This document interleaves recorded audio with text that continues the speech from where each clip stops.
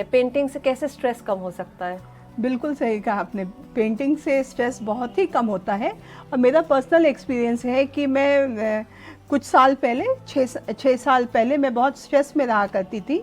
और बिल्कुल ईश्वर की कृपा ही थी कि एक दिन अचानक से मुझे लगा कि मुझे पेंटिंग करना चाहिए, कलर्स के साथ खेलना चाहिए। तो धीरे धीरे करके, ऐसा एक साथ नहीं होता है, धीरे धीरे करके दो घंटे लगाई, 3 घंटे लगाई, और आज तो समय ऐसा है कि मैं 8-9 घंटे बिल्कुल मज़े से लगा लेती हूँ। क्योंकि मछली जो है मत्स्य अवतार है, मनुष्य का भी एक अवतार माना गया है, मत्स्य अवतार। तो मैं मछली बहुत पसंद करती हूँ और अपने हर सामान में मछली डालना ये रखती हूँ। और ये मछली बहुत सारे समाज में शुभ भी माना गया है, बंगाली समाज हो या मधुबनी समाज हो, इसमें बहुत शुभ माना गया है। मछली से ही शुरुआत होती है। तो मेरी भी शुरुआत पेंटिंग में, क्योंकि ये बहुत ही इजी है, कोई भी आदमी मछली बना सकता है। और जब आप स्ट्रेस के लिए काम कर रहे हैं, पेंटिंग शुरू की है, तो एक छोटे छोटे से चीज़ों को लेकर के आप अपना आर्ट शुरू कीजिए, ये इजी लगेगा। और ये अगर आपको ऐसा लगता है कि संभावना कि नहीं ये मेरे से नहीं होगा, मैं कभी की नहीं हूँ, तो मैं पेंटिंग कैसे करूँ, मैं सीखी नहीं हूँ, तो इसमें सीखने वाली कोई बात नहीं होती है। आप YouTube या किसी से भी एक बार देख लीजिए, आपसे सब कुछ हो जाएगा। और क्योंकि ये स्ट्रेस जैसे ही आपका कम होगा, आप इस पे अपना मन लगाना शुरू करेंगी, अपना समय देना शुरू करेंगी, तो देखिए आपके जीवन में कितना मज़ा आएगा। नमस्कार, मेरा नाम मंजरी है और आप देख रहे हैं हमारा शो मीठी मुलाकात विद मंजरी। तो पुनीता जी, ये पेंटिंग का सुंदर सफ़र कब और कैसे शुरू हुआ? आज से 6 साल पहले सावन का महीना था और मैं सेवा करके आई थी, और उस दिन अचानक से ही मेरे मन में आया कि मुझे पेंटिंग करना चाहिए, और उस दिन से शुरू हुआ।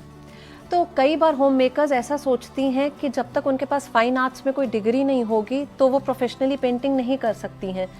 आपका क्या इस पे कहना है? नहीं, ऐसा लोग सोचते हैं और ये बिल्कुल भी गलत है। जिस दिन आपको लगे कि नहीं आज मैं ये बनाना चाहती हूँ और ये नहीं बन रहा है, कई बार ऐसा होता है कि नहीं बनता, तो आज तो समय भी बहुत आसान हो गया है, इजी है, आप कहीं से सीख सकते हैं, यूट्यूब से या किसी भी चीज़ों से के माध्यम से, नेट के माध्यम से आप कुछ भी सीख सकते हैं। तो और फाइन आर्ट होना तो ज़रूरी नहीं है। और दूसरा कि आप फोक आर्ट पे जाइए, फोक आर्ट आपको ईजी रहेगा सीखने के लिए और उसमें खुशी भी उतनी ही मिलती है। तो आपको सबसे ज़्यादा फोक आर्ट पसंद है? जी, एक्चुअली क्या है ना कि हमारा जीवन फोक से जुड़ा हुआ है, चाहे भाषा में हो, अपनी भाषा जो हम अपनी भाषा कहते हैं, और या फिर पेंटिंग में हो, जिस तरह से भी हो, आपका जो आसपास का जो कला है वो आपके अंदर होना चाहिए। तो इसी दौरान मैंने देखा कि हमारे यहाँ आसपास जो बिहार हमारा पहला था, तो मधुबनी वहाँ का पेंटिंग है, तो मैं मधुबनी से शुरू की थी। और झारखंड का अपना एक स्पेसिफिक पेंटिंग है, वो है सोहराई। तो अब मैं सोहराई भी करती हूँ और दोनों को तालमेल बिठा करके जिन जिन चीज़ों में जैसे ज़रूरत होती है मैं फोक आर्ट करती हूँ।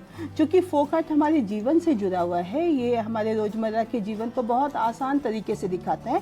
जैसा आपने पहले कहा था कि फाइन आर्ट होना ज़रूरी है, तो ये इसलिए इसमें फाइन आर्ट होना ज़रूरी नहीं है। अच्छा, पेंटिंग के सफ़र से जुड़ा कोई एक यादगार लम्हा? ऐसे तो बहुत सारे लम्हे होते हैं, पर जैसे हमारे घर में आप जैसे देख ही रहे हैं कि कोई भी सामान हो मेरे से अछूता नहीं रहता है। मुझे लगता है कि इसको ज़रा सा पेंट कर देना चाहिए, किसी भी चीज़ों में पेंट कर देना चाहिए। तो मैं एक दिन देखी कि नई नई कुर्तियाँ घर पे रखी हुई है। मैं अपनी बिटिया से पूछी कि ये कुर्तियाँ यहाँ कैसे है, कब आया? तो बोला कि उसने कि मम्मी मैं तुमसे छुपा के रखी है। अच्छा, आप तो छुपा के रखी थी? मुझसे छुपा के रखी थी कि मम्मी उसमें पेंट ना कर दे। मतलब पैशन इस लेवल पे हो चुका है कि बस जो सामने दिखाई दिया उसे पेंट कर दिया। बस मुझे जैसे जैसे ये मेरी साड़ी देखिए, मैं खरीदती हूँ, प्लेन साड़ी खरीदती हूँ और उसको फिर ना अपने डिजाइन से खुद से पेंट करते हैं। बहुत प्रिटी लग रही है, बहुत सुंदर। तो अच्छा, किसी तरीके की आपने कठिनाइयाँ फेस करी हैं क्या? देखिए, पेंटिंग जब आप कर रहे हैं तो कठिनाई तो मतलब इस माध्यम में होगी कि अगर आप अपने लिए स्वांतः सुखाय के लिए कर रहे हैं तो पेंटिंग में आपको कठिनाई नहीं होगी, क्योंकि आपको उसको सेल नहीं करना है। पर ये स्वांतः सुखाय जब रोज के 8 घंटे के काम में चला जाएगा कि आपको 8 घंटा पेंटिंग करना है, मतलब आप करते हैं, तो आपके पास बल्क बनना शुरू होगा कि आप सामान बहुत बन चुका होगा, या आप उसको करेंगे क्या। आप हर चीज़ में पेंट कर रहे हैं, एक समय ऐसा आएगा कि आपका घर बिल्कुल भर जाएगा कि आपको ये करना है, और हर दिन नई चीज़ पे करना है, तो आपको सामान भी लाना होगा कि कभी कपड़े ला रहे हैं, कभी बेडशीट ला रहे हैं, कभी कैनवस ला रहे हैं, तो इन सारी चीज़ों को आप अपने घर कहाँ इकट्ठा करेंगी, वो नहीं होगा। तो ये सेकंड करते करते ही आप इस बिजनेस मोड पे आ जाती हैं कि चलो ठीक है कि अब हम अपना कर लिए, सीख लिए, और इसको एज अ बिजनेस हम इसको आगे बढ़ाते हैं। बढ़ा सकते हैं। ये घरेलू उद्योग, कुटीर उद्योग या जो भी उद्योग है, ये होम मेकर्स लेडीज के लिए बहुत ही अच्छा है। मेरा अपना निजी अनुभव है कि आदमी अगर पेंटिंग ना करे या कोई भी कला करे, पर जब मैं पेंटर हूँ, आर्टिस्ट हूँ, तो मैं आर्ट की बात करूँगी कि आप इन्वेस्टमेंट को इसमें नहीं सोचिए। मान लीजिए आपका 1000 रुपये 2000 रुपये इन्वेस्टमेंट हो रहा है सामान खरीदने में और इसमें, तो ये आपको बहुत सारी चीज़ें भी दे रहा है। ये 1000 रुपये 2000 रुपये आपको एक समाज में एक प्रतिष्ठा दे रहा है। एज एन आर्टिस्ट आप कहीं पे इंट्रोड्यूस हो रही हैं। बिल्कुल। दूसरा कि आपको सुख बहुत मिल रहा है जब आप कलर से खेलती हैं, रंगों से खेलती हैं, तो वो जो नए रंग बनते हैं 2 कलर्स को मिला करके, जब तीसरा रंग बनता है, उस सुख का आपका डायरेक्ट संबंध होता है ऊपर वाले से कि आप एक नया क्रिएट किए, नया क्रिएशन है आपके उस कलर का, और वो उसी वक्त खत्म हो जाता है। आप पेंट करेंगी, वो कलर खत्म हो जाएगा, फिर आप नया वो करेंगी तो नया कलर बनेगा। तो इन चीज़ों को इस तरह से लीजिए कि पुनीता जी, आपने उम्र के उस दौर में अपनी इस हॉबी को रिवाइव करा जब आमतौर पे महिलाएं गिव अप कर देती हैं। बिल्कुल सही कहा, पर मैं गिव अप करने वाले में से नहीं हूँ, इसलिए मैंने समय के साथ बदला, और एक मेरा अभी ऐसा समय आया कि मेरी बड़ी बिटिया जो है वो ग्रेजुएशन में चली गई है और वो बाहर चली गई है, छोटी बिटिया मेरे साथ है। अब मैं उसको खुद पढ़ाती नहीं हूँ, पहले पढ़ाते थे बच्चों को, तो ये बड़े बच्चे होने लगे तो पढ़ाती नहीं हूँ, तो मेरे पास काम भी बहुत कम होता चला गया है, और दूसरे बच्चे भी चले जाएंगे, तो एक उम्र का ऐसा सिलसिला है कि बढ़ता चला जाएगा।